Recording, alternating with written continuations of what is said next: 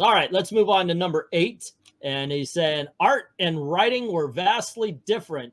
No shit. Okay. Let's see. It says comic books are at their best today. The quality of writing and art and printing technique is not. Hold on.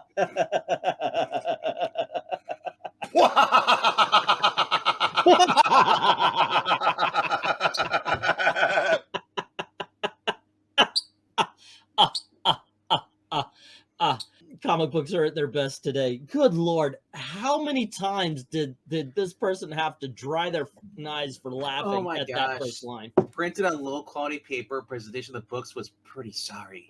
The quality of writing, art, and printing techniques is top of the line, and modern fans are used to a higher standard than what came before. Silver Age comics are very different. Printed on low quality paper, the presentation of the book was pretty sorry. What the okay.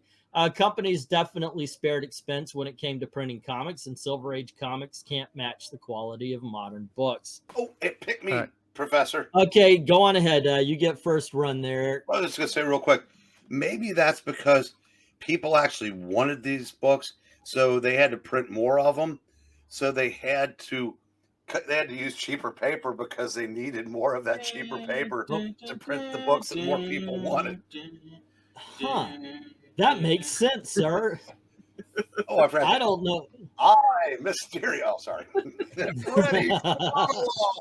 Hey, we got the Gil Kane shot. Thank you, guys. Okay, so anybody else want to take a stab at this one before I go on my 20-minute rant? I think the person needs to stop stabbing himself with booster shots because they're not thinking straight. This is stupidity, because what is the best by far right now, if you were to ask any general, like if you just take a survey of people that read comics, you said, what is like the best stuff? You're going to get by far the answer is manga. Manga's printed on pulp. Manga's black and white. It's usually very rushed because they have these in unbelievable deadlines and crunch schedules. There's so many problems that on paper you could nitpick and try to say, but yet guess what? They're putting out a product that everyone loves. Also, let's go back to the Silver Age. Let's compare sales numbers. If comics are so amazing today, why are they dying on the vine? Why can they barely do a couple thousand issues? Look, there are good comics. There are comics today that are fantastic, that will stand up against anything. But there's 500 comics that come out per month, and these are like maybe like 1 or 2 or 3 out of that 500. So the percentile is so small. It's not even like 1%. It's like 0.5% of the comics are good. And yes, they're great, but by and large, this is an era that is failing miserably, and the sales show it. Like, people would be paying. Anytime you have something that's great, if you're making an argument, this is great, you need to have some sort of results. Like, it doesn't have to be the best selling of all time or whatever, but it can't be the worst selling of all time and then also make the argument that it's the best ever. Okay. I'm curious though, what was this like, you compare it how manga sells today compared to what it was in the 70s and 80s, comparing those. I'm curious to see which is better still. Manga today still outsells the 80s. Like really? the top manga. Yeah. Like something like Demon Slayer sells let me say thank you. Copies. Let me say thank you to Glenzer for the super chat saying, if reading Silver Age comics is toxic, owning them must be downright radioactive. Today's world needs more radiation therapy. I dig that. Thank you very much, sir. Thank you for the $5 super chat. Eric's got too many comic books. He's going to get radiation like this. Argument so far is comics are different. Yes. They're low quality paper. Well, how is that toxic? It's not. In all honesty, I actually don't believe that you could say it's on high quality paper, but I don't think it makes for a higher quality book. Exactly. I agree. If you're talking about structure, your example of manga, by the way, you tagged in ahead of me there. That's what I was going to bring up, because I see these Shonen Jump magazines that they look like the phone books that everybody used to collect in the 2000s, the Marvel Essentials, the Showcase. I love those things. They're created, they're done on pulp, but you know what? The stories are good. If the writing is good, if the art is good, we don't care so much. for a while, everybody was going crazy. What is the name? Peter Smeddy. What was that? Yep. What's his Alterna Comics? Yep. Because the stories, some of them were very fun, and we enjoyed reading them. They don't have to do this glossy ass paper on everything with a cardstock cover that, while looks cool, has nothing to do with what's going on in the comic. Yeah, Silver Age comic books were toxic because they're written by toxic old white men. We grew up, and the comic book industry grew up with us, and it never went back. It never went back for the kids. It stayed with us adults.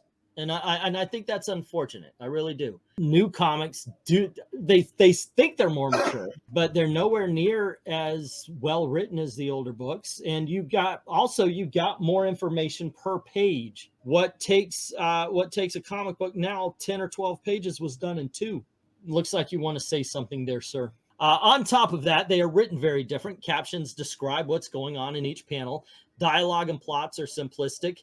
And there's a hokey air to even the most serious books. A modern fan, and let me take this one, a modern fan thinking the Silver Age books are amazing works of the past are in for a rude awakening. These were disposable stories written for children and teenagers. Holy shiitake mushrooms. Eric, name 2 classic stories in the last, let's say, since 2013, the beginning of All New, All Different. Venditti's Hawkman. Now name 5 classic stories printed on newsprint.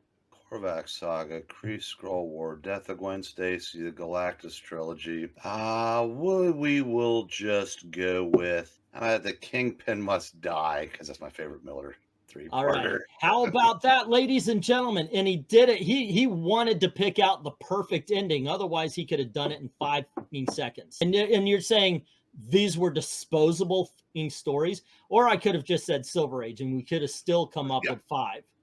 Yeah, because depending on your perspective, where you think the Silver Age ended, but yeah, there's, you can pick a Marvel, just pretty much any Marvel. Or how about this whatever the Spider-Man story's called, where he lifts half the building off. I'm trying to get Aunt May's medicine to her. 31. Yeah, there's nothing that any of these so-called modern day Tolstoys can do to touch that. And that was just one of 3 or 4 or 5 books Stan wrote that month. Mm-hmm. So F you, brother. Yeah, these are disposable. Now, also, I would like to point and talk about the captions describing what was going on in each panel and dialogue. Okay, every book, by the way, was written as if this was your first time reading a comic book, as if this were your first time. They've got the Inferior 5 up there. This is the very first time you ever read an Inferior 5 comic. Therefore, you would have panels that would reveal stuff about the characters. Or, sometimes one of the things, that's what they're talking about, is more a Golden Age thing. Batman flies into the window, and it sees him flying into the window. Sure. But you would actually have information greater than what we are seeing now. Now those square boxes are dialogue boxes. You're not getting anything extra out of it. You're not. It's just. And by that, that's Frank Miller done wrong. Go on ahead, Eric. And you're supposed to know what these characters are thinking based on the way their faces look, because you no longer have thought balloons or caption boxes. Well, guess what? When you're paying 1989 page rates in 2023, most of those artists can't do that because they're all working in better paying fields. Enough said.